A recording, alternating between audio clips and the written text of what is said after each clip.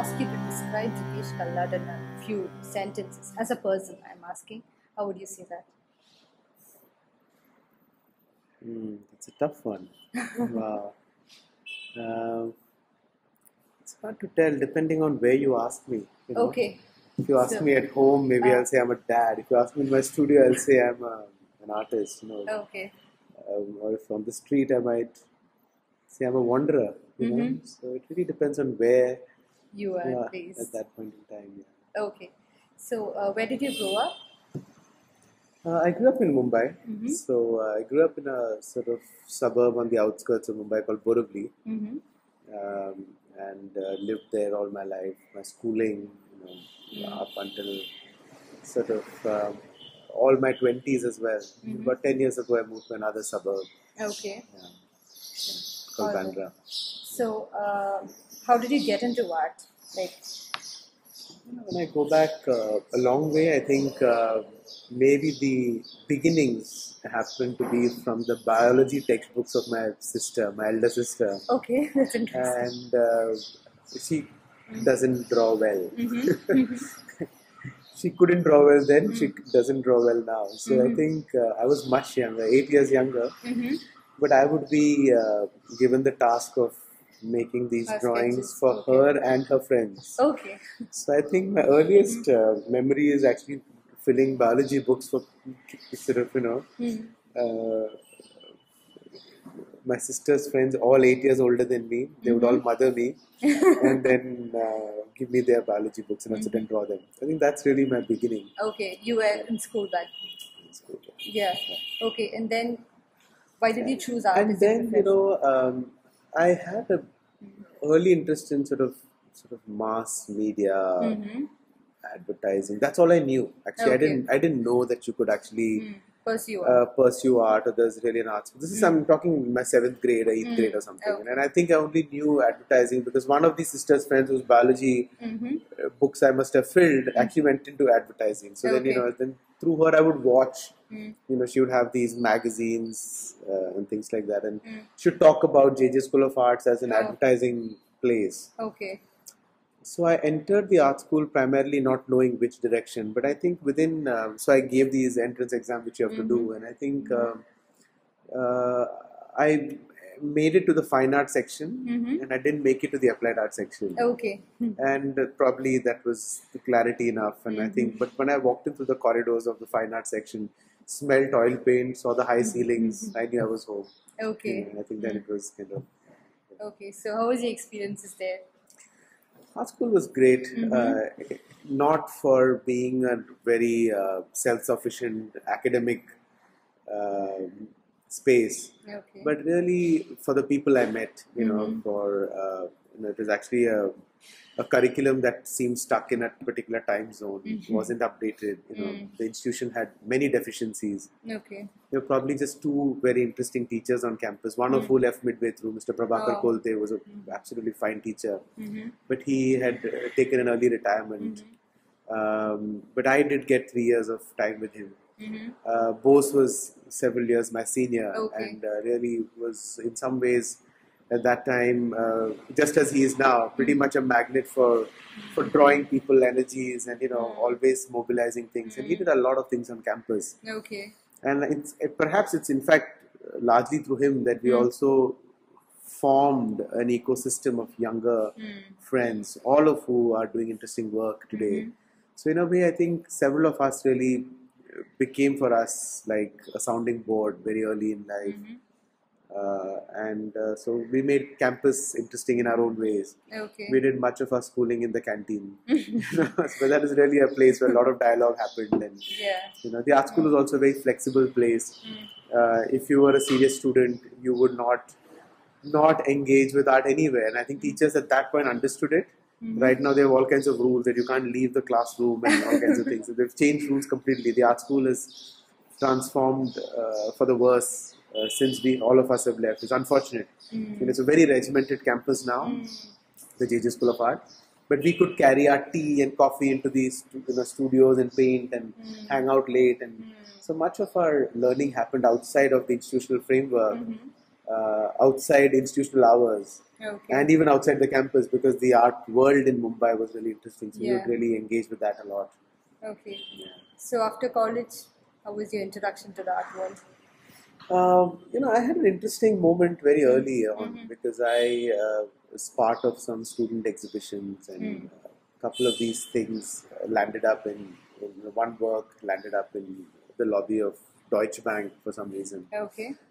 They acquired a work, and one curator from Germany who was actually passing through India meeting artists was in Deutsche Bank for banking work, and happened to see this piece of work, and he came by the campus before he flew out and met me, and that actually became my first international project, and where he invited me to write an essay and speak at a conference. I was all very young. I was 21, 22 at that point of time. But really, I think very early on, gave me a direct contact with artist friends who are 20 or 15 years older than me, who have exhibited with a lot thereafter from the Far East, from Australia, and from Latin America. And they have become friends over time. But I think it was very good for me as a young student to have that access. Okay. So you've had rich international experience, and yesterday in the press conference you mentioned that that's why they brought you here to do as a curator of the next Biennale. So can you just brief me on the experiences that you've had in other Biennales and Triennales and all that? I think the time when I left art school was in the sort of mid to late, say 96, 97 was the time when I left art school. The early 90s was also a really interesting time for India, perhaps your generation may not have been entirely, active at the time when India liberalized. You guys are a result of the early things that we guys were just getting to see, which is like the effects of the televised international broadcasting that came into people's living rooms. That was also a time when internet had barely begun, sort of the late 90s, Parallel to this opening up of borders, national borders, was also the opening up of the cultural field, where you saw more and more countries becoming hosts to other countries, And so the idea of the Biennale proliferation, which reached sort of classic highs 10 years later in 2008, 2009, you had Biennales popping up all over the world. The so-called Biennale boom of the 2000s. But it was a very nascent phenomenon in the 90s. There were few older Biennales, the Indian Triennale being one of the old ones, actually. But I sort of got invited to a few of these early on. And in a way, perhaps somewhere in my early sort of moments out of art school, I think the interactions in a Biennale format really became a space where I met, interacted, conversed, and actually co-created exhibitions. Because as artists, you like the video you made the last Biennale. When artists hang out and actually produce work in a site, it's also when it's like a porous studio environment. The entire space of exhibition is also the entire space of production. And it is the intermingling of these two phenomena that makes Biennale a rich space for artists, thereon, I was exhibiting in several of these Biennales and meeting artist friends and having interactions. Okay, so how was the decision taken to make you the curator? How did you react to it? The phone call came very unexpectedly. I was in my studio, and what was interesting was Riaz dialed in and said, we have a few other friends, and and I didn't know where this was going, but there were all the committee members were on the phone, on a speakerphone. So I could hear a chorus of voices of people who I really respect, suggesting that I take on this task, and I felt really thankful that they trusted me to do this, and in a day or so I committed. Yes. But I almost felt there was an instant yes that came out of me because of the way that phone call happened. and also because of the way my respect for the Biennale as a of this particular Biennale, anyways. Yeah. So to just engage with it, and to have the possibility to imagine its first reincarnation, was an interesting one. Just explain your style of art a bit for the people here who have not seen it. Stylistically, there's not one single way in which I make work. There's not one particular medium that I'm in any way wedded to. Although I've trained as a painter, and I think painting to me is a really vital resource to think. It's like a thinking apparatus. But my work as a whole could take any form. It could be sculpture. It could be video, it could be the photograph, it could be the sketch, the drawing. So it depends really. It's never the medium that I begin with. It's often what I'm thinking that then finds ideally the kind of form and format that it should materialize in. And so it can vary from all these formats. Okay, so they can be really small, or they can be in kind of large environments in a way. So art is your passion, yes. Other than that, what all do you love doing?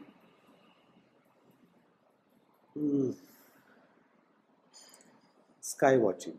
Okay. And I don't understand constellations of stars, but the sky is something that intrigues me. It's the sky is our best way to go into the past in the present. Okay. Because, as you know, the star that shines in your, or reflects back in your retina, could have died millions of years ago. Okay. It's the starlight that is reaching us now. Okay. So that intrigues me a lot. The sunlight that's coming through that window has left the surface of the sun 8 minutes ago. Okay. And so that's a thought to live with. So I like to look at the sky. Okay. Now I have some Biennale related questions. Venues, any clues on where it will be? We will definitely have some of the venues that you saw last time. Yeah. It would only be more interesting to deepen that relationship with certain spaces. Okay. So in a way, a certain amount of recall of the last iteration, I think will be a very interesting and, to my mind, somewhat necessary image to work with. And besides that, maybe Muziris, but I'm not sure and I'm not confirming anything yet. I'm yet to actually make a formal focused visit, which I think I'll do in about a fortnight and then make a call. So are you planning to have any theme for the works curated? I don't look forward to a single theme. I look forward to a polyphony of themes, of interrelated themes that might even appear unconnected. And in fact, I would think that as I work along with them, as I develop them along with several artists, I think a dialogue is felt when one walks through it, and that's the kind of project I would like to do, where it is not bound by a single unifocal, monothematic, a thought in a corridor kind of a thing. I would like a diverse thing. Yeah, something that I loosely hyphenate, connect in some ways. And, okay, so have you decided the team for KMB 2014? Not really. I would like to invite maybe a couple of co-curators on board in some ways. That I also, it's sometimes easier to work on your own because you actually begin to see more and more what you want to do, At some point, it will also be nice to open that up, and to ventilate the conversation, and in fact, some ways complicate it in an interesting way, it can become more dense and interesting. Maybe I'll invite a couple of co-curators as really co-interlocutors who would actually have a vital role in thinking certain things, and so I'm thinking about that. Okay, all right. Now something about Cochin. Is it your first time here? No, I've been here a few times. Okay, so what do you feel about the city? I love the place. I love Kochi. I think it's a very exciting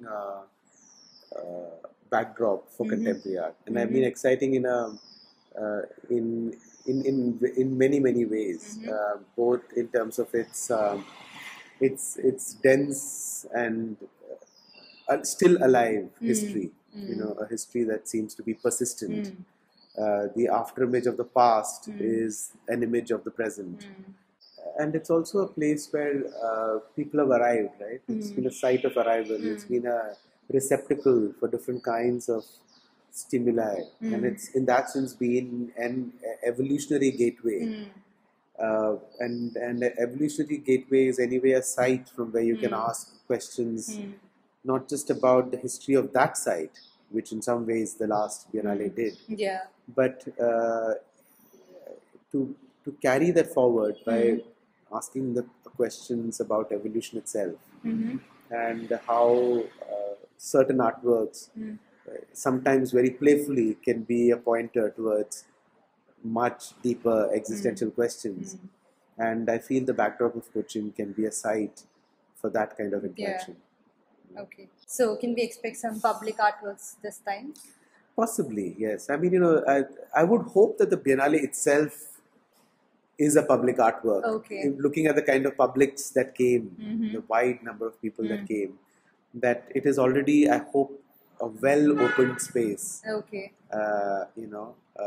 And one would think of ways to open it further, for sure. Okay. As the curator of KMB 2014, what do you want to tell the youth here? If we think of youth as a time of inquiry and youth as a time of adventure, youth as a time of testing the limits of what you don't know, that's really the space of contemporary art as well, as I see it. From my point of view, some of the best artists actually are in that zone of adventure, of actually reflecting on things that seem incomprehensible. So I'd invite the youth of Kochi to join that conversation, to sort of converse together, to give legibility to what is incomprehensible. Because I would think that there would be aspects of Biennale that seem illegible, and I would like to have things that are illegible to me when I work with them. Okay. So we can co-create meanings. So I invite you to dialogue. Oh. Kochi Biennale.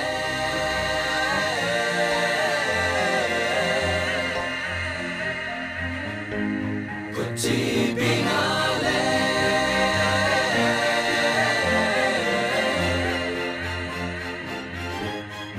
Kochi Biennale.